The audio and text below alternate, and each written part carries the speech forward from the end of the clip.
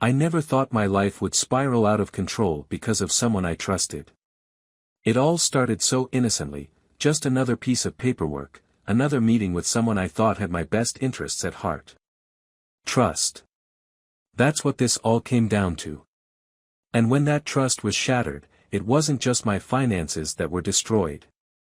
It was my faith in people, my belief that hard work was enough, and my sense of safety in a world that suddenly felt cold and cruel. I've always been the kind of guy who believes in earning your place. Growing up, my dad used to say, "You get out of life what you put into it." So, I put in the work. I built my small carpentry business from scratch. Starting with a borrowed toolkit and a beat-up truck, I took every job that came my way, fixing fences, building shelves, installing cabinets. It wasn't glamorous, but it was honest, and I loved seeing the results of my labor. Over the years, I saved every extra dollar, dreaming of the day I could afford my own home. No more renting leaky apartments with paper-thin walls. No more living paycheck to paycheck. I wanted something permanent, something that belonged to me. By the time I turned 32, I was finally on the brink of making it happen. I'd saved $86,000, more money than I ever thought I'd see in my lifetime. It wasn't just a number, it was my future. I could already picture the house I'd buy, a small, cozy place with a workshop in the garage, a porch where I could drink coffee in the mornings, and maybe even a backyard where I could start a garden. But if there's one thing life has taught me, it's that nothing ever goes as planned. When I met Jenny, I thought I was being responsible. My business was growing, and my finances were getting more complicated. Taxes, invoices, expenses, I was drowning in paperwork. A friend of mine, Tom, recommended Jenny, saying she was the best accountant in town. "She'll save you a ton of money," he promised. "She's a lifesaver." Jenny was everything you'd expect from a professional. She was polished, sharp, and spoke with the confidence of someone who knew exactly what they were doing. During our first meeting, she went through my financial records with a fine-tooth comb, pointing out ways I could save money and cut unnecessary expenses. "You're overpaying on your taxes by at least 15%, she said, flashing me a reassuring smile. "I'll take care of everything. You focus on your business." It felt like a weight had been lifted off my shoulders. For the first time, I wasn't alone in navigating the confusing world of finances. Jenny seemed like the kind of person who could handle it all effortlessly. She even joked about how boring my books were compared to some of her other clients, people with massive portfolios and complicated investments. I liked her. I trusted her. Over the next few months, everything seemed to be running smoothly. Jenny handled my taxes, set up automated savings accounts, and even found small refunds I hadn't realized I was owed. Every so often, she'd call to give me updates, her tone always upbeat and professional. I felt like I was in good hands. But then, 6 months later, my world came crashing down. It was a Friday afternoon, and I'd just finished a long week of work. One of my clients had referred me to a realtor who was selling a house that sounded perfect for me. I was excited, more excited than I'd been in years. I could finally take that next step toward the life I'd been dreaming of. But when I went to the bank to transfer part of my savings for the down payment, the teller's confused expression stopped me cold. "Are you sure this is the right account?" she asked, tilting her head. "Yeah, that's the one," I said, feeling a knot tighten in my stomach. She frowned, tapping away at her keyboard. "It says here you have $643.28. I laughed nervously, thinking it had to be a mistake. "No, that's not right. There should be a lot more than that." She turned the monitor toward me, and my heart sank. My balance was staring me in the face, $643.28. Every penny I'd worked so hard to save was gone. I didn't remember much after that. I must have asked a dozen questions, but the answers didn't make sense. The money hadn't just disappeared. It had been withdrawn in small, calculated amounts over the past 6 months, all transferred to the same account. Jenny's account. The realization hit me like a freight train. Jenny, my trusted accountant, the woman who'd promised to help me build my future, had stolen everything. I left the bank in a daze, my head spinning. How could this have happened? How could I have been so blind? I replayed every interaction we'd had, every phone call and email, searching for signs I might have missed. But Jenny had been flawless. She'd covered her tracks perfectly, and I'd never once questioned her. I called her immediately, my hands shaking with rage. She picked up on the second ring, her voice calm and pleasant, as if nothing had happened. "Michael, how are you?" "Don't play games with me, Jenny," I snapped. "Where's my money?" There was a pause on the other end, just long enough to make my blood boil. Then she let out a soft laugh, the kind that made my skin crawl. "Michael, there must be some kind of mistake," she said, her tone dripping with feigned concern. "I'll look into this and get back to you, okay?" "Don't bother," I growled. "I know what you did." But before I could say another word, she hung up. I stared at my phone, my chest heaving with anger. For a moment, I thought about calling her back, but what was the point? She wasn't going to admit anything. She'd already made her move, and now she was untouchable. The next few days were a blur of frustration and dead ends. I went to the police, filed a report, and handed over all the evidence I had. But the wheels of justice moved slowly, too slowly. The officers I spoke to were sympathetic but not optimistic. "White-collar crimes like this can take months, even years to resolve," one of them told me. "And even if we do catch her, there's no guarantee you'll get your money back." Months? Years? I didn't have that kind of time. Jenny was gone, likely spending my savings on luxury vacations and designer clothes while I was left to pick up the pieces. For weeks, I felt like a shell of myself. I couldn't eat, couldn't sleep. Every time I closed my eyes, I saw Jenny's face, smug and unbothered, as if she'd already forgotten about me. My business started to suffer because I couldn't focus. I turned down jobs because I didn't have the energy to show up. My dream of owning a house felt like a cruel joke. But the worst part was the helplessness. I'd built my entire life on the belief that hard work paid off, that doing the right thing would lead to success. And now, all of that had been ripped away from me. One night, as I sat alone in my tiny apartment, staring at the stack of bills I could no longer afford to pay, something inside me snapped.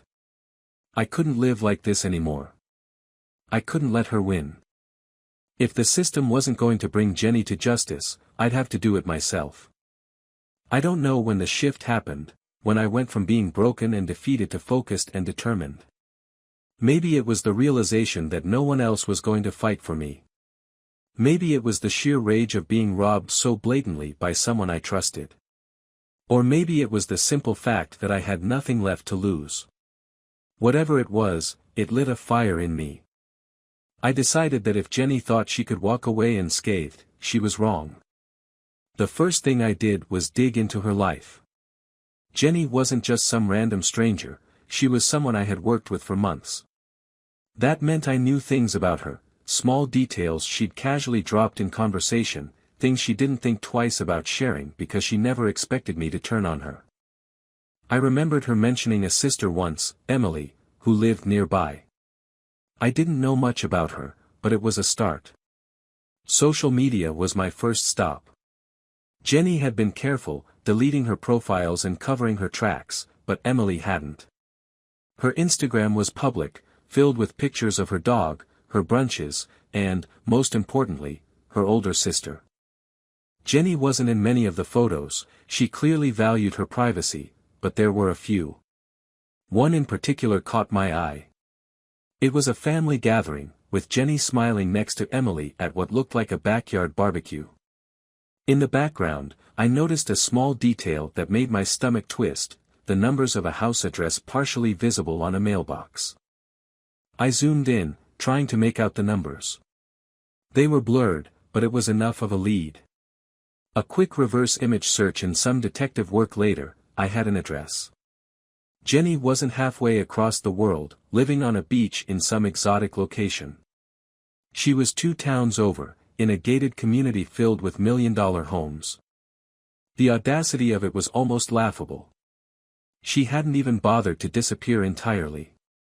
She probably thought I was too dumb or too powerless to track her down. She was wrong. Now that I knew where she lived, I needed to figure out her routine. I couldn't just show up and knock on her door. I needed to know what I was walking into. For all I knew, she had security cameras, a nosy neighbor, or even a dog. I rented a cheap van, the kind that blended into the background, and started tailing her. At first, it felt strange, sitting in my car for hours, waiting for her to leave the house. But the more I watched her, the angrier I became. Jenny was living the high life.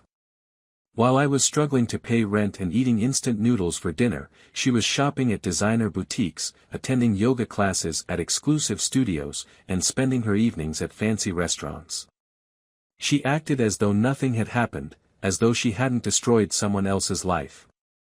One evening, as I followed her to yet another expensive restaurant, I watched her step out of her car in a sleek black dress, her hair perfectly styled. She laughed with a man who got out of the driver's seat, a tall, well-dressed guy with the kind of arrogance you could feel from a mile away. That was Marcus, her boyfriend. I recognized him from one of the tagged photos on Emily's Instagram. He was holding her hand as they walked into the restaurant, completely unaware that I was sitting in the parking lot, seething with rage. The longer I watched, the clearer it became, Marcus was part of this. There was no way he didn't know. Jenny wasn't just spending my money, she was spending it with him. I wanted to confront them right then and there, to storm into the restaurant and expose her for the fraud she was. But I held back. Confronting her wouldn't solve anything. She'd just lie her way out of it or call the police on me for harassment. I needed a better plan. That night, I stayed in the van outside her house, waiting for the lights to go out. It wasn't hard to figure out which room was hers. The master bedroom was the only one with the curtains drawn, its soft glow visible through the cracks. I sat there for hours, my mind racing with possibilities. Finally, when the house went dark, I made my move. I wasn't there to steal anything, not yet. I just wanted to send a message, to remind her that she hadn't gotten away with this. I crept up to her car, a shiny black SUV parked in the driveway, and carefully opened the door. It was unlocked. Idiot. I slid into the driver's seat, my heart pounding in my chest. From my pocket, I pulled out a small GPS tracker I'd bought online. It was discreet, no bigger than a matchbox, and easy to install. I placed it under the dashboard, pressing it firmly against the metal frame where it wouldn't be noticed. As I stepped out of the car and quietly closed the door, I couldn't help but feel a small sense of satisfaction. Now, no matter where she went, I'd know. Over the next week, I used the GPS tracker to follow her every move. Jenny had a routine, and it didn't take long to figure it out. She went to yoga 3 times a week, had regular spa appointments, and spent most afternoons shopping or meeting Marcus for lunch. But it wasn't just her schedule I was tracking. I wanted to know where she kept the money, my money. It didn't take long to find out. Using what little cash I had left, I hired a private investigator.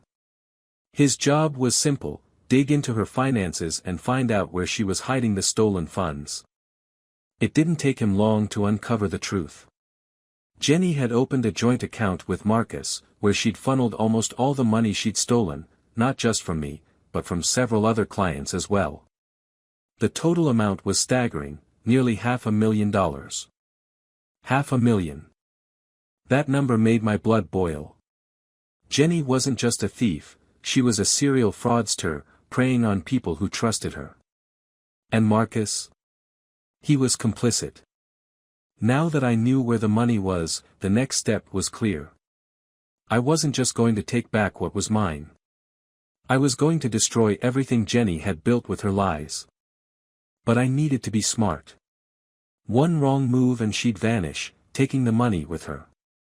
I couldn't let that happen. For now, I watched and waited, my plan slowly coming together. Jenny had no idea what was coming. Jenny and Marcus lived in a bubble of luxury, completely oblivious to the storm brewing around them. I had everything I needed, her routine, her financial secrets, and, most importantly, the burning desire to take back what she stole. But this wasn't just about money anymore. It was about justice, about making her feel the same helplessness and despair she'd left me drowning in. I spent the next few weeks perfecting my plan. Every detail had to be airtight. One mistake and everything could fall apart. Jenny was clever, but she wasn't invincible. Everyone has a weak spot, and I'd found hers, Marcus. They were inseparable, always out together, flaunting their wealth as if they were royalty. He was her accomplice, the one who helped her spend the stolen money and shielded her from suspicion. But the deeper I dug, the more cracks I found in their picture-perfect partnership. Marcus wasn't just her boyfriend, he was her co-conspirator, and from what I could tell, he wasn't as loyal as he appeared to be. The private investigator I'd hired had uncovered something Jenny probably didn't know: Marcus had a second life. Late at night, after Jenny went home, he'd visit a high-end lounge downtown where he'd meet other women. They weren't just casual encounters either, he had a habit of throwing around large amounts of cash to impress them, flaunting money that wasn't his. This was the leverage I needed. One night, I followed Marcus to the lounge, sitting in the corner with a beer I barely touched. I watched as he cozied up to a brunette at the bar, laughing and whispering in her ear while ordering expensive cocktails. He looked smug, confident, and completely unaware that someone was watching his every move. I waited until he stepped outside for a cigarette before making my approach. "Marcus, right?" I said, leaning casually against the wall next to him. He turned, his expression wary. "Who's asking?" I smiled, pulling out my phone and showing him a photo I'd snapped of him with the brunette just moments earlier. "Relax. I'm not here to cause a scene. I just thought you might want to talk about your extracurricular activities." His face paled. "What the hell do you want?" "Your girlfriend," I said, my tone calm but firm. "Jenny." He froze, his cigarette hovering midair. "I don't know what you're talking about." "Sure you do," I said, stepping closer. "You're in on it, aren't you? The stolen money, the fake refunds, the joint account. You really thought no one would figure it out?" Marcus's jaw tightened, and for a moment, I thought he might take a swing at me. But then he laughed, a short, nervous sound that gave him away. "Look, I don't know who you are, but you're way out of your depth." I leaned in, lowering my voice. "Maybe. Or maybe I'm the guy who's about to blow your perfect little scam wide open. You think Jenny's going to protect you when this all comes crashing down? She's already got a record of throwing people under the bus. Do you really think she won't do the same to you?" His smug facade started to crack. "What do you want?" he muttered, his voice barely audible. "Simple," I said. "Jenny took something from me, and I want it back. You're going to help me." Marcus stared at me for a long moment, his mind clearly racing. I could see the gears turning, the self-preservation kicking in. Finally, he sighed and flicked his cigarette to the ground. "Fine," he said. "But if you screw me over, you'll regret it." The next few days were a whirlwind of planning. Marcus had access to Jenny's accounts, her passwords, and even her calendar. With his help, I pieced together the final details of my plan. Jenny, it turned out, wasn't just keeping the stolen money in their joint account. She'd also invested a significant portion of it in a cryptocurrency wallet under her name. It was the perfect cover, difficult to trace and even harder to recover without the private key. Luckily for me, Marcus had access to that too. "I don't know why she trusts you," I said during one of our late-night meetings at a diner on the outskirts of town. Marcus smirked, stirring his coffee. "Jenny's smart, but she's arrogant. She thinks she's untouchable. Besides, she likes to keep me close. Makes her feel like she's in control." His nonchalance made my stomach churn. This was the kind of person Jenny had chosen to align herself with, someone who'd sell her out the moment things got tough. It was almost poetic. The day of the plan was cold and gray, the kind of weather that matched the weight in my chest.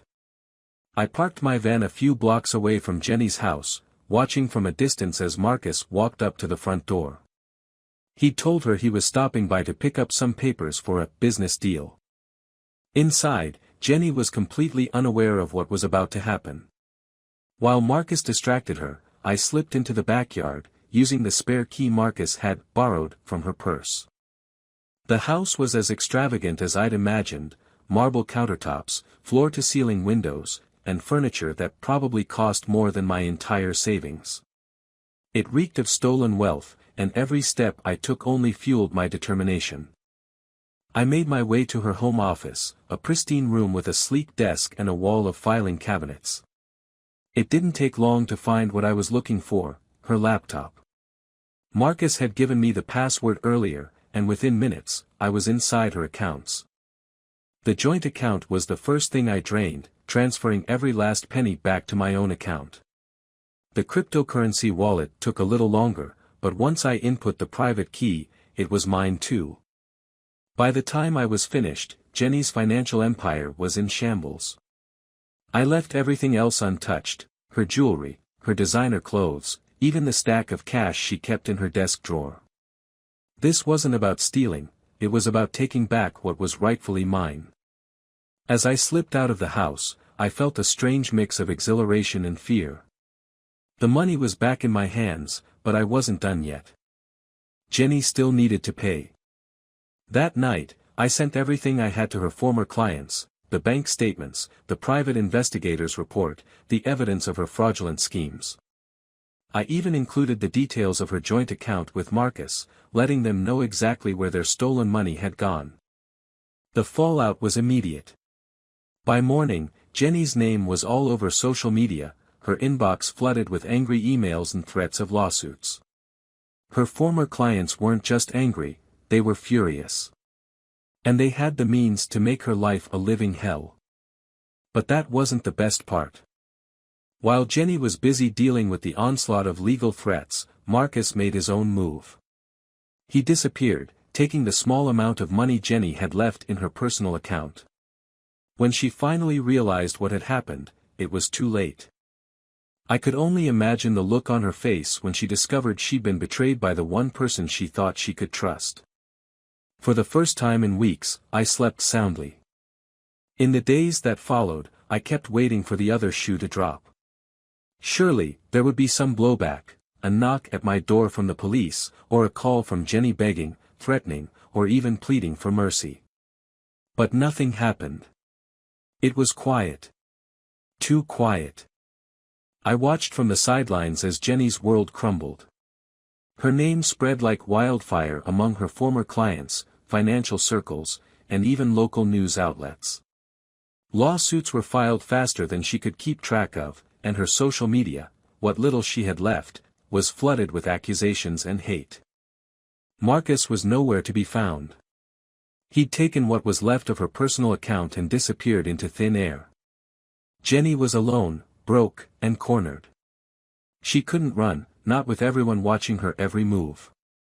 I'd expected her to fight back, to try and save herself, but instead, she vanished from public view. For a moment, I thought it was over. I'd won. Justice, in my mind, had been served. But then, 3 weeks after I'd taken back my money, the unexpected happened. It was a Wednesday night when I got the call. The number was unknown, and for a moment, I hesitated to answer. But curiosity got the better of me. "Hello?" I said, my voice cautious. There was a pause, and then a familiar voice cut through the silence. "Michael." It was Jenny. My grip on the phone tightened. "What do you want?"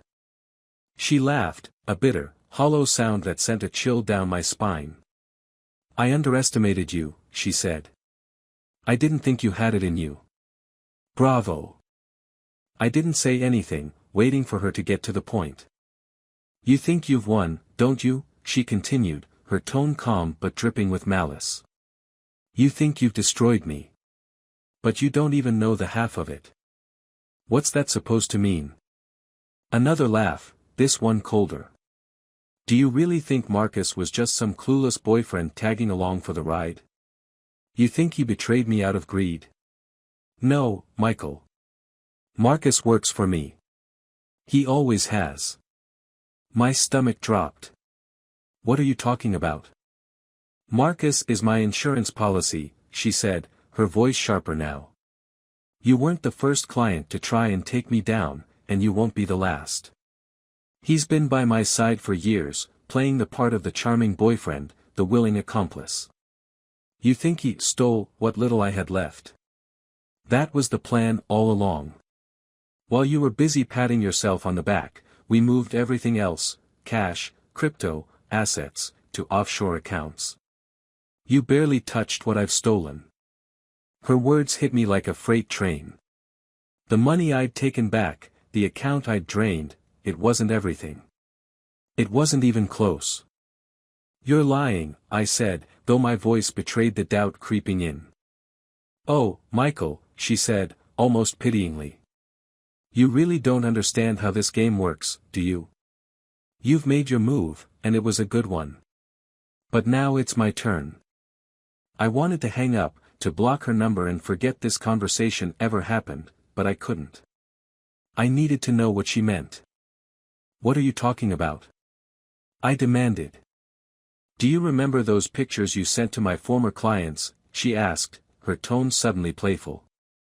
"The bank statements, the private investigator's report, all that evidence. Do you think they didn't notice the inconsistencies?" My chest tightened.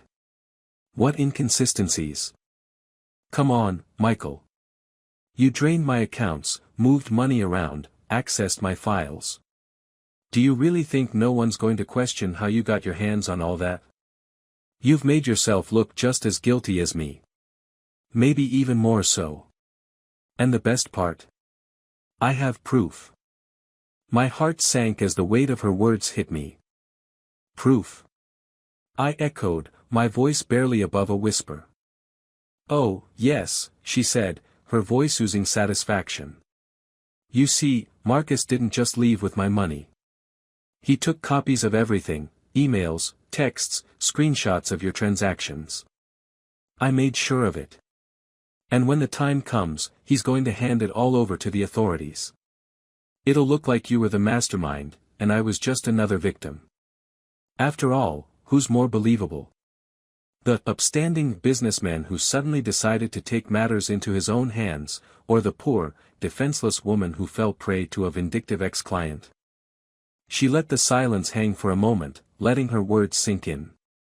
"You think you've ruined me, but all you've done is give me a perfect scapegoat. Enjoy your freedom while it lasts, Michael. Because soon, you'll be the one answering for all of this." The call ended abruptly, leaving me sitting in stunned silence. My mind raced, trying to piece together what had just happened. Was she bluffing? Or had I walked straight into a trap? The thought of it made me sick. I'd been so focused on taking her down that I hadn't considered the possibility that she might have a backup plan. And Marcus, God, how had I been so blind? He'd played me perfectly, pretending to turn on her when all along, he'd been working for her. I felt a surge of panic, but it quickly morphed into anger. Jenny wasn't going to get away with this, not again. If she wanted a war, I'd give her one. The next morning, I contacted the private investigator again, telling him everything Jenny had said. He confirmed my worst fears: offshore accounts were nearly impossible to trace, and if Marcus really had evidence tying me to the transactions, I could be in serious trouble. But there was one thing Jenny hadn't counted on. I still had the GPS tracker on her car. It was a long shot, but it was the only lead I had. If she or Marcus slipped up, if they made even the smallest mistake, I'd be there to catch them. And then, 3 days later, it happened. The tracker pinged at an unusual location, a remote warehouse on the outskirts of town. It was the middle of the night, and they'd been careful up until now, sticking to high-traffic areas where they couldn't be followed. But this time, they were isolated. Vulnerable.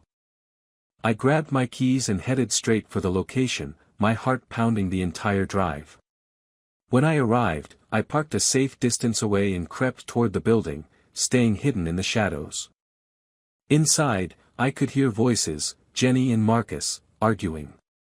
"You promised me this would work." Jenny hissed. "It will," Marcus shot back. "But we need to lay low. That idiot's probably watching us." I inched closer, peeking through a crack in the door. The warehouse was filled with crates and duffel bags, likely stuffed with cash and documents they didn't want anyone to find. This was it. The evidence I needed to bring them both down for good. But just as I pulled out my phone to record, the sound of tires screeching outside made me freeze. A dozen black SUVs swarmed the area, their headlights cutting through the darkness. FBI agents poured out, guns drawn, shouting commands. Jenny and Marcus barely had time to react before they were handcuffed and hauled outside. I watched from the shadows, stunned. Someone had tipped them off, but it wasn't me. As the agents searched the warehouse, one of them emerged with a duffel bag. He unzipped it, revealing bundles of cash, and something else. Fake passports. My phone buzzed in my pocket. I pulled it out to see an anonymous text message. "You're welcome. M." My blood ran cold. Marcus. He'd turned on Jenny after all, cutting a deal to save himself. As I slipped away into the night, I couldn't help but laugh. In the end, Jenny's perfect scam had crumbled under the weight of her own greed and betrayal. Justice had been served, but not in the way I'd planned.